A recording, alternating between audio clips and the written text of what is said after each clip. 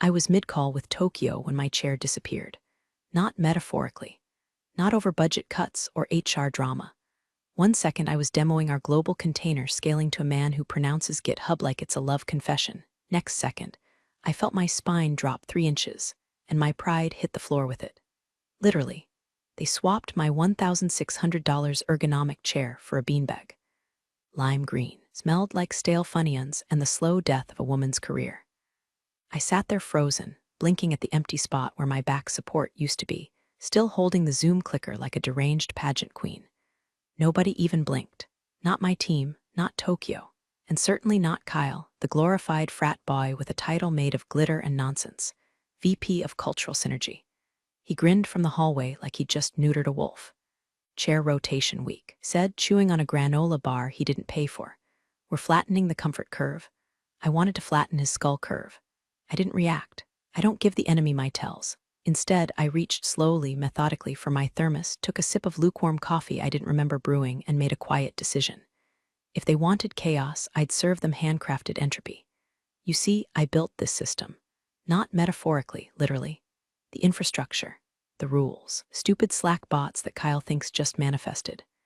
I was 9 months pregnant in a hospital bed rewriting Terraform scripts because Chad from DevOps confused prod with playground. They forgot that. People like Kyle always forget the hands that built the walls they lean against. And when those hands disappear, so does the ceiling. That night, I stayed late. Not to cry, not to rage. I don't spiral, I sculpt. I rerouted 3 innocuous scripts, labeled 2 test environments with names that would pass any audit, and adjusted 1 tiny string in the AWS environment metadata. From the outside, everything looked perfect.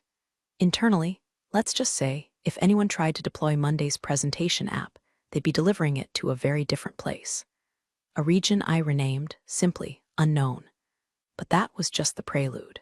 The beanbag was a warning shot. Real war began when I opened the Slack channel the next morning and saw it. Kyle had posted a selfie. Sitting in my chair, feet on my desk. Caption, Queen's gone.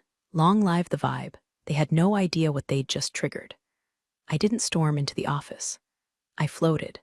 There's a particular calm that settles in when you know you're about to commit social arson and nobody suspects you're holding the match. I walked past reception like I didn't just spend all night turning our cloud ecosystem into a Schrödinger server farm. Smiled at the intern, waved at HR, even complimented Janice's new succulents. But inside, I was counting seconds.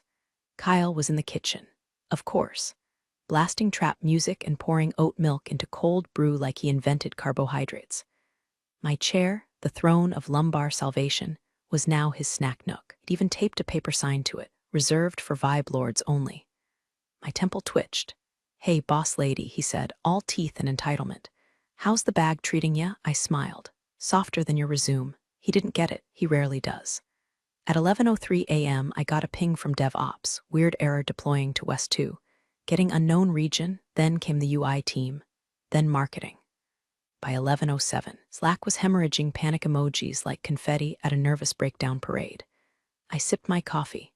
My beanbag wheezed like it knew what was coming. Kyle swaggered toward my desk, holding his phone like a sword of righteousness.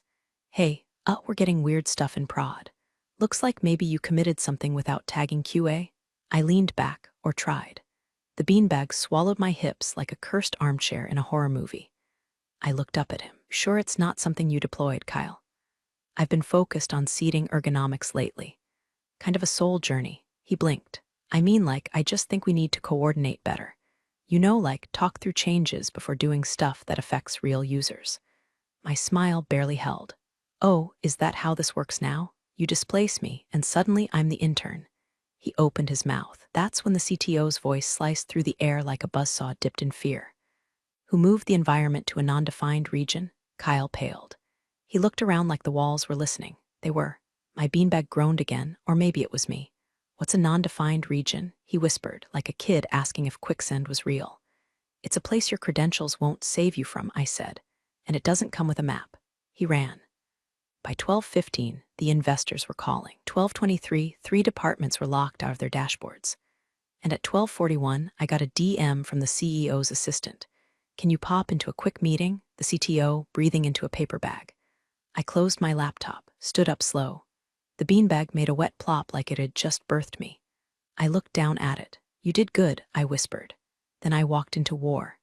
The conference room smelled like panic and peppermint tea. Someone had clearly tried to light a scented candle to mask the stench of tech despair. But it only made the place smell like a spa for burned-out algorithms. CTO Greg was pacing like a man who knew his severance package depended on a miracle. His shirt was half untucked. The rims of his glasses had the sweaty sheen of a man who had Googled how to undo AWS region migration 20 times in the last hour and found nothing but Reddit threads filled with despair. Kyle sat in the corner, trying to look helpful, which made him look even more like a frat pledge at a tax seminar. He was pale and silent for once, which was almost spiritual. The CEO, Richard, finally looked up from his laptop, jaw clenched like a bear trap. "We need to ask you something, Clara." I sat, straight back, calm face, no tremor. I'd practiced this moment in my head so many times it was practically choreography. He slid the laptop around. On the screen, a red-streaked dashboard, deployment errors, downtime metrics. Client service alerts flooding like someone pulled the drain on a data center. Greg spoke. "We can't find the region. We can't name it. It's labeled as unknown." I said softly. They all paused. Richard leaned forward. "Did you change it?" I locked eyes with him. "I didn't touch the environment, Richard. I was busy adjusting to new seating arrangements. You know, cultural synergy." Greg rubbed his forehead. "But someone rewrote the script. The logs point to your credentials, shared credentials," I interrupted. "You authorized them, remember? Said it was more efficient that way. Didn't want the engineering team to deal with multi-user access roles." The room got quiet. "Checkmate, boys," Richard exhaled. "Clara, we're losing investor confidence. Clients can't access demo environments. Our metrics platform thinks we're hosting from the moon. Can you just fix it?" I tilted my head. "Define it. The AWS region, or the respect you flushed when you let a man-child humiliate your lead architect with a beanbag?" Greg groaned audibly. Kyle flinched. Richard's face twitched like he was deciding between apology and threat. "Look," he said, "I'm sorry. I didn't know they swapped your chair. That wasn't authorized. It was meant to be a temporary thing. You signed the memo." He blinked. "What memo?" I pulled it up from my phone, airdropped it to the screen. His digital signature glared like a guilty verdict. The silence was thick. "I want 3 things," I said. 1, my chair. 2, a public apology in the next all hands. And 3, you put Kyle on mute for a month. Company-wide, 1 Slack emoji and he's fired. Kyle opened his mouth, but Richard raised a hand. "Done." Greg sighed in relief. "You can undo this, right?" I stood. "I could fix it in 10 minutes, I said. "But I won't." Their faces went slack. "Not until I get a written confirmation. With timestamps. And I want the title Cloud Sovereign on my Slack handle for the next quarter." "Kidding," Richard said. "Am I?" I leaned in. "You lost your kingdom, Richard. You want it back. Bow to the sovereign." Then I turned, walked out. And Kyle finally learned what real cultural disruption feels like. I didn't go back to my desk. I went to the server room. Not because I needed to be there, no, everything I needed was already in motion. But sometimes, when the world's on fire and you're the arsonist with perfect posture, it helps to stand where the bones of the building hum. I ran my fingers along the server racks like a violinist tuning before the crescendo. This was my cathedral. They just paid the rent. My phone buzzed, Slack exploding with confused devs, panicked salespeople, and Kyle dropping crying emojis like he just lost a Fortnite match. I ignored them. I was waiting for one message only. At 2:47 p.m., it came. From Richard. "Terms accepted. Drafting official memo now. Chair is being retrieved. You win." It should have felt like a victory. Instead, I stared at the blinking servers and felt something else rise. Not triumph. Not relief. Something hotter. Older. A slow, sharp ache I hadn't let surface in years. Because here's what no one talks about in tech. When you're a woman who builds kingdoms, people don't thank you. They strip you of your chair and act like you should be honored to sit on the damn floor. I slid my ID badge off my neck and stared at it. I could fix the AWS issue in 8 lines of code. But I could also not. What if I didn't give the kingdom back? What if I let it stay lost? Back at my desk, Kyle had disappeared. Rumor said he was in the parking lot, calling his life coach. Greg was in the war room, cursing at a whiteboard like it owed him child support. And in the middle of it all, Richard was refreshing his inbox like salvation might pop up between spam and severance.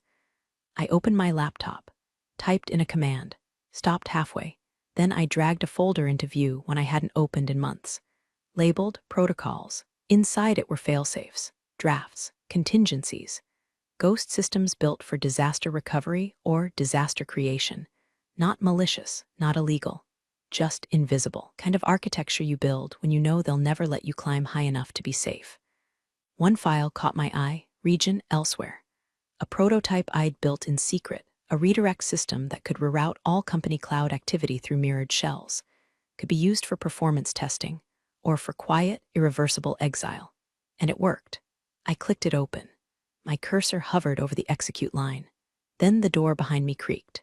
Janice, one person in the company who never asked me to smile more or woman up. She held something in her hands. It was my chair, not the beanbag, not a replacement, my chair. Scuffed on the armrest, still with the little patch of duct tape I'd stuck there during our Q3 Hell Week last year. They said to bring it back, she said quietly. I figured you'd want it now. Before the apology show, I stood. My voice cracked before I could harden it. Thanks, Janice. She nodded and left without another word. I sat down, and suddenly the room was silent again. Balanced. Then I dragged region elsewhere into the trash, but I didn't delete it, not yet. Just minimized the window, turned off the Slack notifications, and waited. Because something in me knew they weren't done underestimating me, and next time I'd be ready. The apology came in the form of a slide deck. I should have known. Richard stood on the all-hands Zoom like a motivational speaker who just read his first Brené Brown quote and thought it qualified him for sainthood. Behind him, a PowerPoint titled Learning from Oversights. A culture of listening flicked lazily between bullet points and stock photos of diverse handshakes. I sipped kombucha like it was whiskey and waited. To the entire team, he said, eyes scanning some godforsaken script off-screen, acknowledge recent oversights in how workspace changes were handled. We now realize that sudden shifts in seating policy, especially those that affected Clara, did not align with our company values. He said my name like it tasted bitter. And going forward, all infrastructural changes, including chairs, will go through an impact review process. That was it. That was their apology. A policy update wrapped in passive voice and managerial cowardice. No mention of the fact that Kyle had converted my desk into his meditation pod. No mention of how my codebase kept the company from imploding 3 times last fiscal year while he played beer pong with expense reports.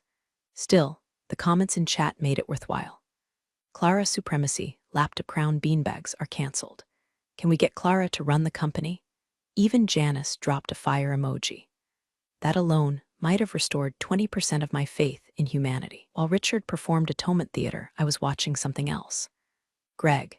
He was staring dead into the camera, not blinking, not moving, just processing, because the AWS graphs were stabilizing. Slowly, regions were reappearing. CPU usage was crawling back to Earth, and he knew I'd fixed it, but I hadn't told anyone. That terrified him. Because what Greg realized, and what Richard would figure out far too late, was that I didn't just know the system. I was the system. After the meeting, I got an invite, confidential, strategic direction 1-1 Richard. I didn't click accept. I didn't click anything. Instead, I opened region elsewhere again. Because something had changed since I got the chair back, not the company, not Kyle, who was now mysteriously on sabbatical. Me. A month ago, I thought the worst they could do was disrespect me. Now I knew better. Worst they could do was realize they'd need me forever. And I wasn't sure I liked the idea of being needed by people who thought a beanbag could break me. So I started writing something new. A fork of the infrastructure. Lightweight, secure, no corporate branding. Mine. If they wanted to play games, I'd build the board. If they wanted to stand on my architecture, I'd teach them what QuickMud felt like. And this time, there'd be no mercy deployments. First test of my new architecture happened by accident. Or maybe not. Maybe fate just wears a hoodie and carries a Monster energy drink, because it came through in the form of Calvin, the junior dev who once confused sudo with sudoku and thought latency was a dietary issue. He pinged me on Slack with the confidence of a man who had never been burned alive by a merge conflict. Hey Clara, prod's acting weird again. Think it's a rollback issue? It wasn't. Knew what it was before I even opened the console. Calvin had pushed a build using one of the legacy scripts I hadn't deleted, just rerouted. He deployed to elsewhere. I watched the live logs ripple like a stone skipping across still water. The system activated, caught the signal, replicated it across a sandbox I'd hidden behind 2 layers of misdirection and one innocent-looking gif of a sloth dancing in a birthday hat. No downtime. No alerts. No failures. But here's the best part. The app worked better. Faster load times. Lower memory strain, cleaner scaling.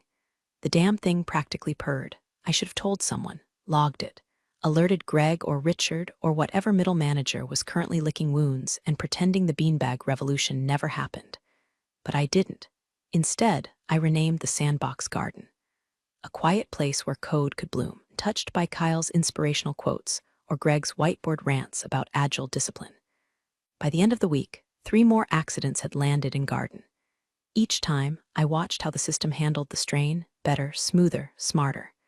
My forked architecture wasn't just surviving. It was evolving. Meanwhile, the office descended into a bureaucratic fever dream. Kyle returned from mental recalibration leave with a beard and a ukulele, tried to open every meeting with a song until HR issued a cease and desist for emotional disruption. Richard, in damage control mode, launched a transparency initiative, which involved biweekly empathy circles and mandatory journaling. Half the staff started working from cafes. One guy moved to Peru, and through it all, I smiled, because no one noticed what I was really doing. I was pulling their best ideas, their cleanest code, their newest features, to my garden, silently, beautifully, a private Eden of innovation where I was God, gardener, and gatekeeper. Until one afternoon, Greg showed up at my desk. No meeting, no warning, just Greg with sweat on his upper lip and a look in his eyes like he'd seen behind the curtain. "Clara," he said, "we need to talk, in private." I minimized everything, clicked lock. "Sure," I said, "let's walk," because I already knew what was coming.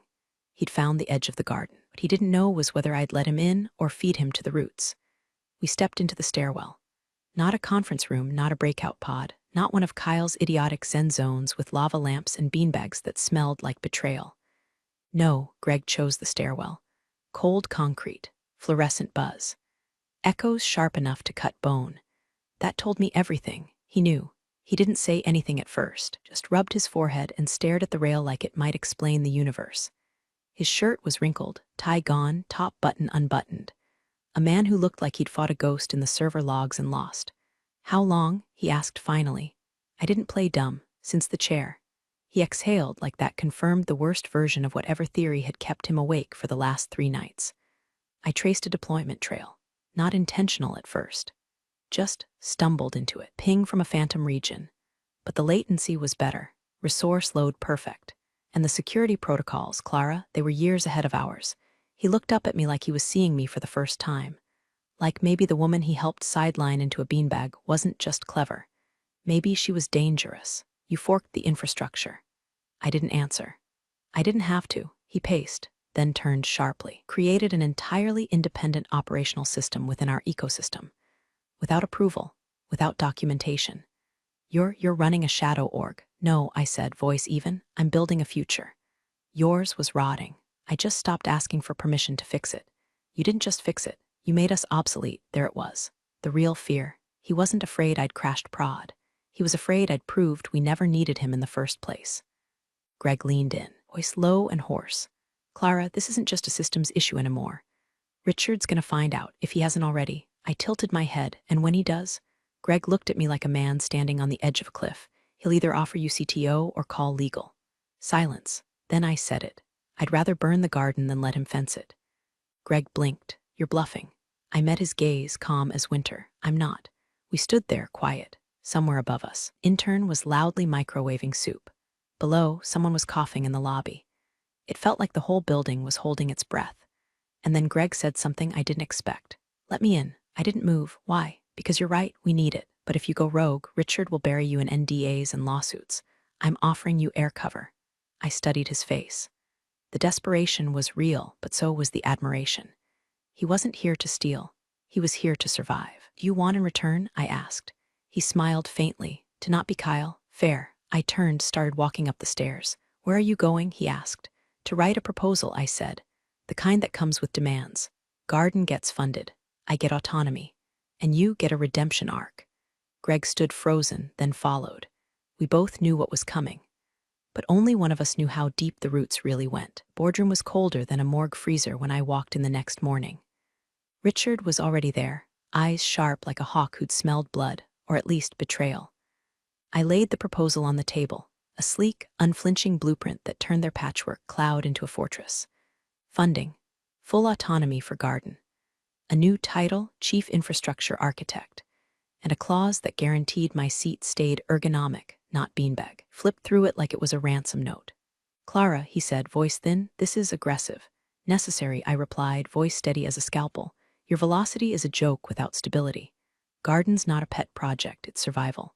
Kyle sat in the corner, freshly shaved and defeated. He tried to catch my eye once. I didn't blink. Greg stood beside me, no longer the defeated CTO, but a partner in arms. Our alliance was tacit but ironclad. Room held its breath. After what felt like an eternity, Richard leaned back and smiled, bitter but real. "All right," he said, "you win. Garden is ours, on your terms." A cheer broke out from the back rows. Janice mouthed, "You did it." But I only had eyes for the chair waiting for me. I sat, felt the familiar cradle of memory foam and support. For a moment, it was just me and the quiet hum of a system that finally worked. Then my phone buzzed. Slack message from Greg. "Welcome to the throne, Your Majesty." Let's not let the beanbags win. I smiled, because this wasn't just a victory over bad chairs or misplaced respect. It was a reckoning. And next time someone tried to swap my chair for beanbag, they'd find their entire world rerouted to unknown, and there'd be no way back. Big thanks, you legends of the old office days. Subscribe to keep the switch-flicking chaos alive. Your ex-boss is shaking in their loafers.